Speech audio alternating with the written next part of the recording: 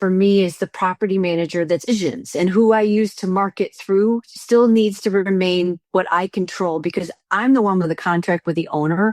So I'm trying to figure out, how do you navigate that you need all these different OTAs, but still remain in control of the trust with your owner, the trust with the guest, and make money? Because it seems like everybody's just piling on with taking the money down to the bottom of the barrel, and that's not sustainable for the industry.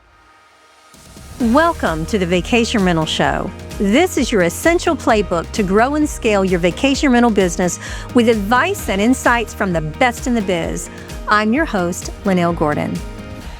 Welcome to the Vacation Rental Show. I'm Linnell Gordon, your host, and I am in Washington, D.C. today. If you can see the Capitol building behind me, and I'm very excited to talk to you about what enterprise technology might have to do with vacation rentals.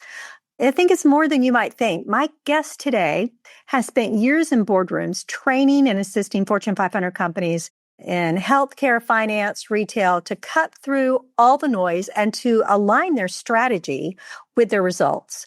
And now she's applying the same strategy, that same discipline, to vacation rental property management, and the results speak for themselves. Kimberly Layton is the owner of SkyRun Vacation Rentals. And today we're going to get into one of the topics that I think separates good property managers from great ones. And that's how to set expectations with your homeowners and have hard conversations and to build relationships with trust that actually last. Kimberly, welcome to the Vacation Rental Show. Thank you. So let's talk a little bit about something I was really interested in, SkyRun. I have actually stayed with SkyRun. I stayed with SkyRun in Colorado back in 2021, before they were a franchise, and now they're a franchise. Do you want to help people understand what are the challenges, the special challenges you have in setting up a franchise? Because you did that from scratch. So yes and no. I own SkyRun Naples specifically. I bought the franchise after coming out of Dell Technologies, and the powerful piece about being a part of a franchise is that you have the corporate support. What do I mean by that? You've got the technology stack. You've got the integration capability, because running a business, running a franchise, having to know how to deal with the money part of it, how to pay taxes, how to make a listing, how to integrate that to Airbnb, VRBO, et cetera, is no easy undertaking for an individual. And when you have a background of people, breadth and depth on the bench to help you do that, it makes the ability for you to go out and do what you need to do, which is acquire owners and acquire guests to actually make money for yourself and the owner. So that franchise piece out of Colorado, where corporate is, has been fabulous. That's exciting. That is wonderful to hear. What is the one piece of advice you would give to people coming out of the corporate world into property management who are going to go into a franchise? What's the one piece of advice you'd give to them? Figure out, is it the right franchise for you? I hired a coach to actually help me figure out what I was best at, what I was not good at, and then to marry my capabilities to the right franchise. Because I looked at 4 or 5 different ones, but SkyRun from a property management and vacation rental business just was the right one. That's excellent. Let's get a little bit more into some of your background that you used in corporate America that you brought over into property management. Let's talk about setting clear expectations with homeowners. Tell me, how do you do that? And do you believe, like I do, that it is critical to the long-term success of this relationship? Yeah. So my success in corporate America was because I was just real. I just told a story. I took a product that I was selling. I told the value proposition of what that product was going to derive for the business leaders. I never sold on price, because price is one thing, but the value that you add for sustainability, scalability is really what matters. And that's translated tenfold into how I actually go and acquire an owner, sell an owner, how I tell the story and make it real for them that's in their language. What do you think are some of the biggest communication mistakes that property managers make when they're onboarding new homeowners? I think setting false realities in terms of what the revenue numbers are going to be.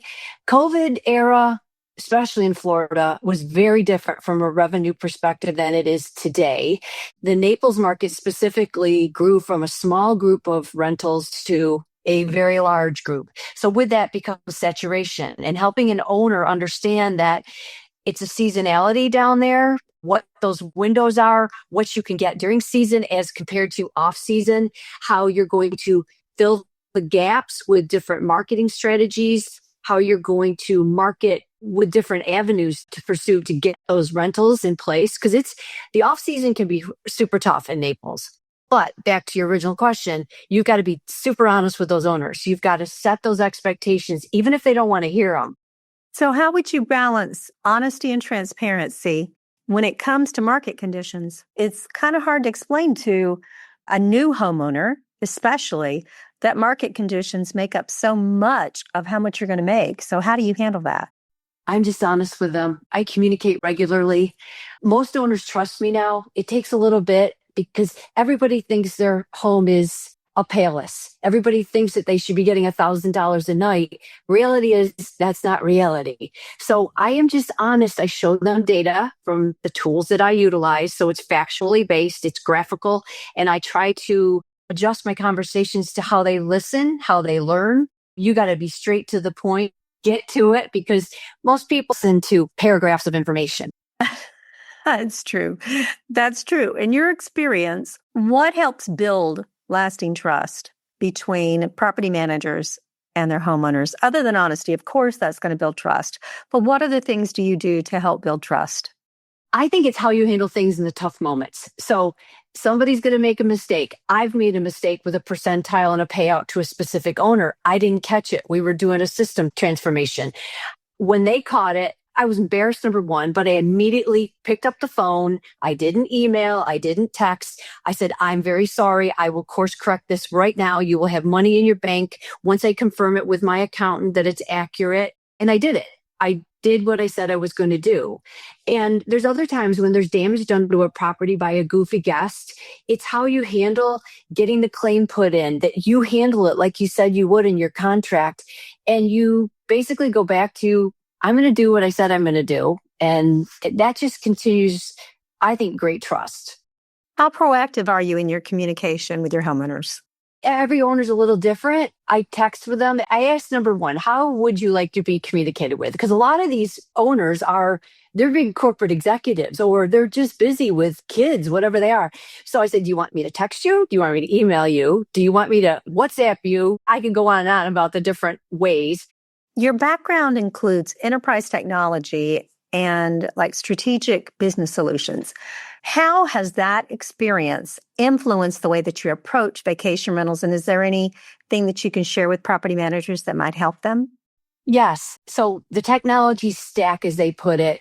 And so the way I look at it is, you as an owner of a property management team have got to figure out, where are my challenges? Why are they a challenge? And is there a piece of software that I can invest in, pay monthly subscription to in the cloud, that helps me with my housekeeping, my productivity, that allows me just to make myself more efficient? Because in the end, you're trying to make money. You're trying to be profitable as quickly as you can, while also taking care of your owners and your guests. So it's about always keeping up with what's new. Like, I'll go to conferences, or SkyRun will bring in fabulous speakers to our own annual meetings and educate us on, here's how you could do it different. Here's why they're better. Here's their value proposition. Here's the return on the investment you can get. Those are the same tools I used in corporate America. And I have to take a step back every once in a while, and I try to do it monthly, to say, what am I doing that's not working? And if it's not, let's pivot. Let's figure out something to go to, versus, the adage of keep on doing it the same way. You're never going to get any better at what you're doing. So I'm very open-minded about pivoting if I need to. Are you leveraging AI? Yes, we're starting to. Isn't everybody, but you got to understand what it is first. And you've got to figure out, what can you ask that AI tool that would take you hours to research? Can't you just ask it a question to derive what it is you need help with? And so instead of hiring people, I've been able to use AI tools just to help me do it better, quicker. And it really works, and it's accurate. Interested in a unique franchise opportunity? iTrip Vacations provides a unique business opportunity in a thriving industry. iTrip offers an executive-level income potential with a work-life balance in an exclusive territory. As an iTrip franchisee, you'll provide a full array of short-term rental property management services for the properties that you manage. iTrip offers extensive support and training requiring no previous experience. Visit us online at itripfranchise.com to learn more. What got you in the vacation rental space to start with? Well, I researched a bunch of different franchises. I won't tell you what they were because some of them were kind of goofy, but we had a cottage in upstate New York that I would rent out 3 weeks out of the year just to help us pay the taxes. And I liked taking care of people. I liked fixing the dock when it broke. I liked making sure those guests had this incredible experience. And it wasn't automated. It was just me, word of mouth in a newspaper ad, but I really enjoyed it. And for me right now, when I retired, I wasn't even 60 yet, and I needed something to do.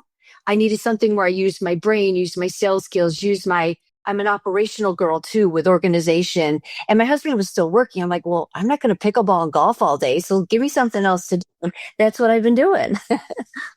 What leadership qualities do you think are most important when you're managing both your property management team and your homeowner relations, your guest relations? What leadership qualities do you think are the most important? I think I had to be very honest with myself and make a list of what am I good at? What do I love doing?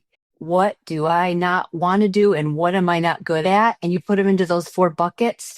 Because when you're starting out, you own this. It's your money and every nickel counts. Every move you make makes impact.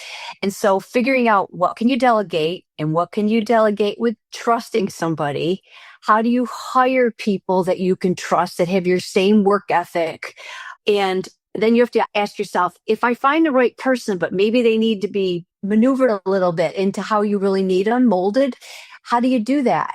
How do you keep them? How do you compensate them? It's a lot. Are you using any of those corporate tools to choose your team members? Yes, I have. I've used a couple that I did this one assessment. I forget the name of the tool, but it showed me and it told me who I would work best with.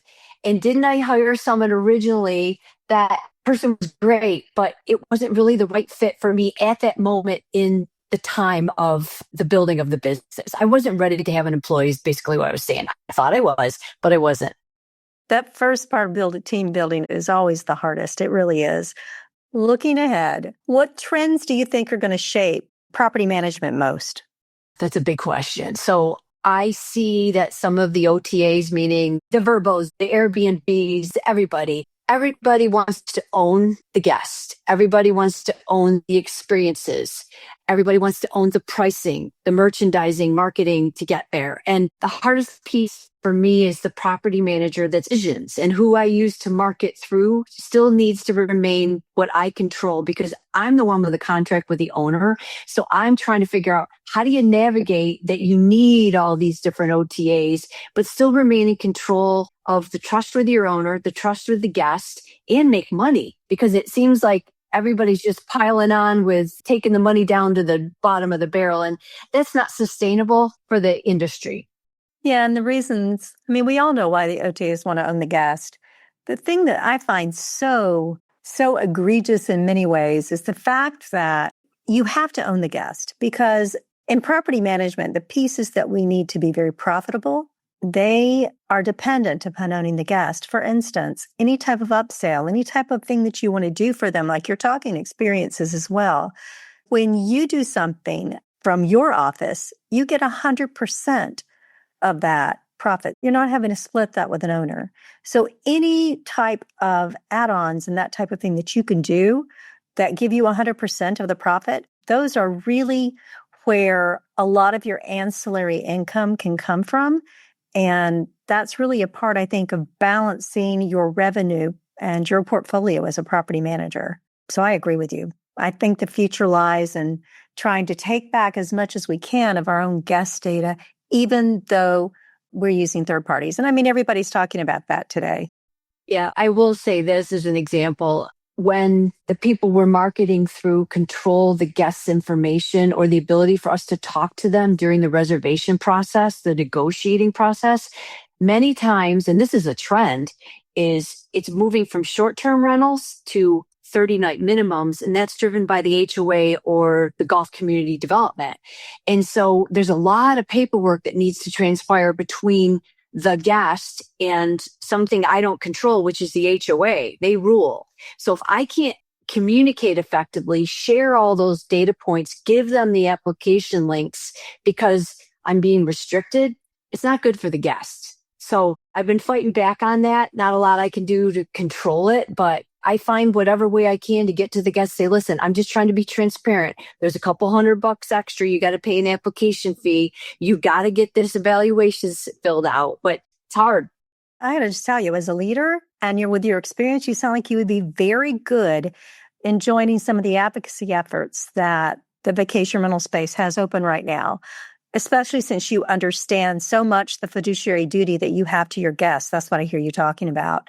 So I would encourage you to become involved, and I would encourage everyone to become involved with advocacy that's local to your area, because you're the one on the ground fighting for this, and you're the one who is responsible to your guest ultimately.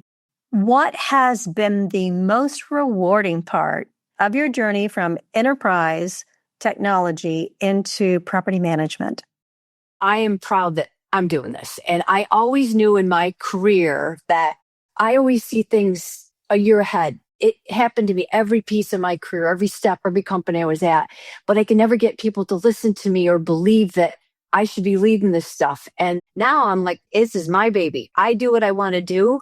I can choose to go to sleep at 6 p.m. or stay awake till 2 working on things. And I know there's a direct correlation to success.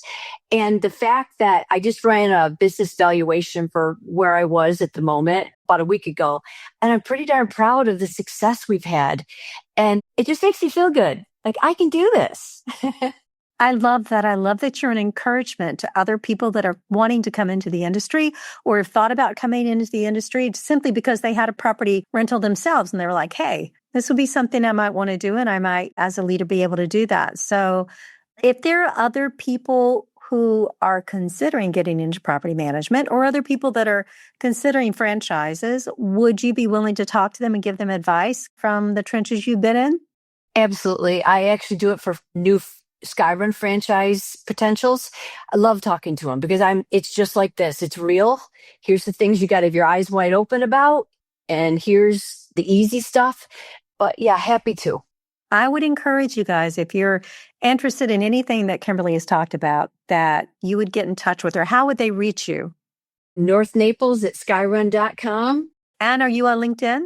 I am. All right. So you can always find her. It's Kimberly Layton, Layton, guys, if you want to get in touch with her. So Kimberly, outside of work, what keeps you recharged and stay inspired as a leader of your organization? I love to have fun. I'm a huge pickleball advocate. I'm trying to work myself to be in the United States Pickleball Championships on an amateur basis next year. And then I love to golf. My husband's a scratch golfer, and we get out there and we just go and have a lot of fun. And then being with my family, just my family's, it's my world. So, and that should have been the first thing I said.